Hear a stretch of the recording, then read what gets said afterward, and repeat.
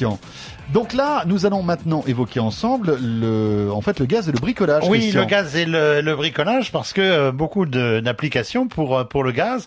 Et on a en ligne avec nous, je pense, Yves Guilloux, qui est directeur technique chez Express. Bonjour Yves Guilloux.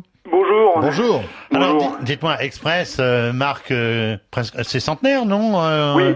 Alors, oui, tout à fait. Alors, Express, donc c'est la marque de la société, qui est en fait la société Gilbert Express, qui fabrique des chalumeaux depuis un peu plus de 100 ans, puisqu'on a fêté le centenaire en 2005. Pardon. Alors, autrefois il y avait des lampes à souder à essence, même aujourd'hui, donc évidemment tout est passé au gaz. C'est quoi comme gaz qu'on utilise pour faire de la soudure, pour faire de la brasure ou du décapage thermique par exemple?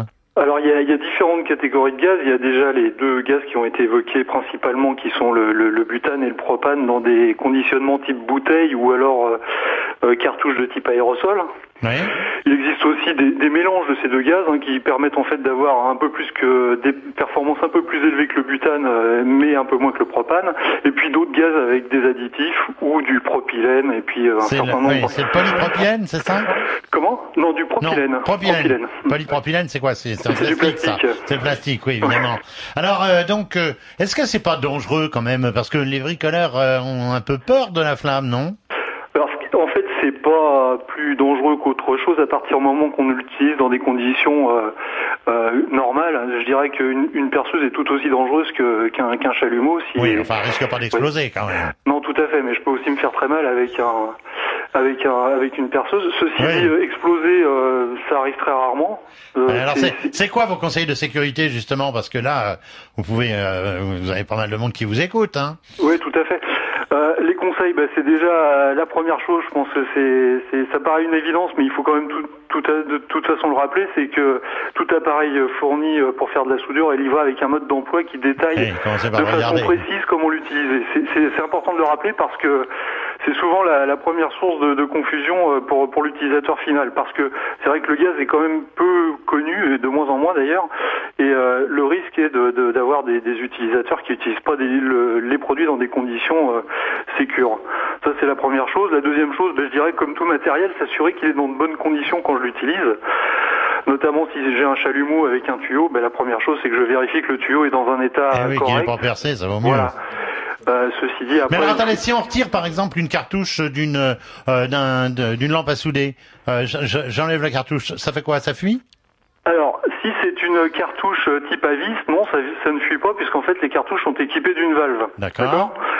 Pour ce qui est d'une cartouche type perçable, à l'heure actuelle, vous avez donc les cartouches, je dirais classiques, qui elles ne peuvent être démontées que lorsque la cartouche est vide. D'ailleurs, ça fait partie aussi des consignes d'utilisation. Mais il existe aujourd'hui une nouvelle catégorie de cartouches développées qui rajoute de la sécurité, car elles sont équipées d'un clapet anti-fuite qui permet en fait de limiter la fuite en cas de déconnexion accidentelle et de ne pas permettre de prise à feu de l'appareil. D'accord. Jaël Petzak, c'est important la part de consommation de toutes les activités périphériques, type justement bricolage. On sait même, on en a parlé un jour avec Patrick Miola, il en parlait. On peut aussi désherber maintenant avec. Alors. C'est tout à fait vrai. En fait, il y a tout un paquet d'applications qu'on peut avoir avec le gaz. Bon, vous avez parlé du désherbage qui est une des applications, mais vous pouvez faire du cintrage, du décapage, du dégivrage. Je dirais que c'est vraiment le couteau suisse. Du dégivrage de canalisation ou de robinet, ça c'est très important.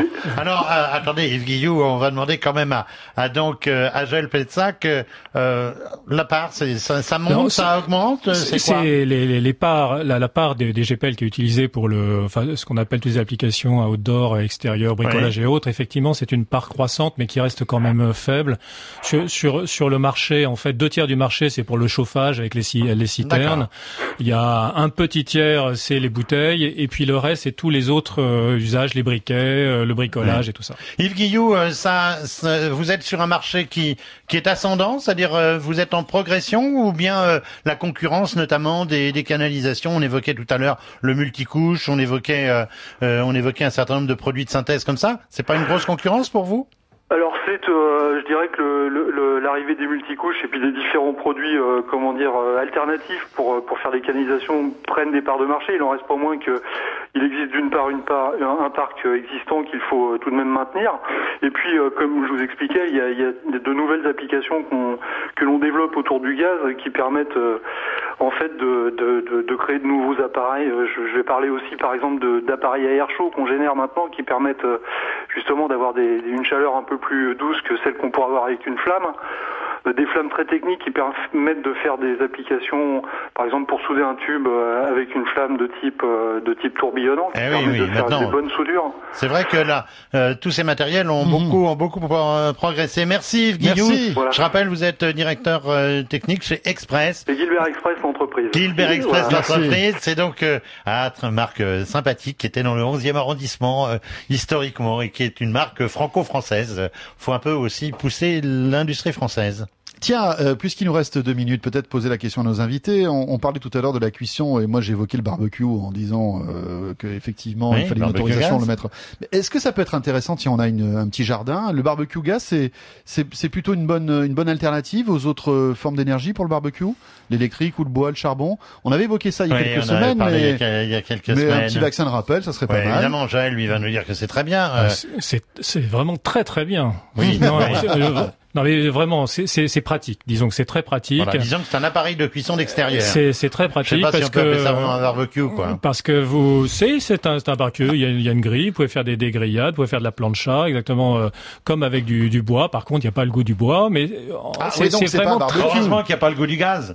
C'est pas un barbecue à bois. C'est un barbecue à gaz. Donc, quand on dit ça sent le gaz, par exemple, Christian Cardonnel, quand on dit ça sent le gaz, pourquoi ça sent le gaz? Normalement, le gaz, ça sent rien. Le gaz, ça sent rien, mais c'est vrai que dans le gaz naturel comme dans le gaz propane, en fait, on le parfume pour effectivement qu'il y ait une odeur et qu'il permette en fait qu'on détecte la fuite de gaz. Quelques conseils de sécurité immédiatement si ça sent le gaz là ce matin chez un de nos auditeurs. Qu'est-ce qu'il faut faire? Premièrement, je pense qu'il faut ouvrir les fenêtres ventilées, et puis essayer tout de suite ouvrir les fenêtres, et puis tout de suite essayer d'aller vers le compteur gaz ou la bouteille, fermer effectivement le réseau. Alors moi, je rappellerai aussi un autre conseil essentiel, ne pas éteindre ou allumer la lumière. Oui. Et lorsque on a par exemple la suspicion d'une fuite de gaz chez le voisin, ne pas sonner. Ne pas sonner. Ah oui, parce que ça déclenche une réponse très rapide. Oui, une réponse rapide. C'est ça, la porte risque de s'ouvrir, mais pas comme d'habitude. C'est détonnant à ce moment-là. Tiens, pour terminer, message Twitter de Thierry qui nous dit que tout à l'heure on évoquait les citernes enterrées. Il nous dit que lui, il a une citerne enterrée depuis 94-95 type Antargaz et elle est toujours nickel. Donc voilà, c'est quelque chose qui vieillit bien, donc formidable. Bon, enfin je sais pas, il est pas rentré dedans. Non, mais c'est vrai. Il a raison. Les citernes, en fait, elles sont conçues pour pouvoir être enterrées quasiment à vie. Alors à vie de qui, j'en sais rien, mais elles peuvent être plusieurs dizaines d'années sous terre sans problème. Et rappelons qu'il y a des obligations lorsqu'on les désaffecte, lorsqu'elles ne sont plus en utilisation, les citernes enterrées doivent être remplies ou extraites. Pour le gaz, on les enlève, c'est le fuel. Ah bon, on ne peut pas laisser et on ne peut pas la remplir, faut forcément l'enlever. On l'enlève. Ah bah très important que vous nous précisiez cet aspect des choses. Messieurs, merci Christian Cardonnel, cabinet ingénierie www.cardonnel.fr pour le butane, il y a une cfbp.fr ou gpl.fr. gpl.fr, c'est très bien. Et puis on a aussi donc eu tout à l'heure Yves Guillou de chez Gilbert Express. Et bien voilà, vous en savez un petit peu plus sur le gaz maintenant. Christian, on se retrouve samedi prochain au salon entre 8h et 10h sur RMC. Dans un instant, les paris RMC. Et moi, j'aurai le plaisir de vous retrouver demain dimanche pour les animaux et l'automobile. D'ici là, portez-vous bien. Travaillez bien surtout. On sent le gaz ou quoi? Le week-end des experts sur RMC avec François Sorel.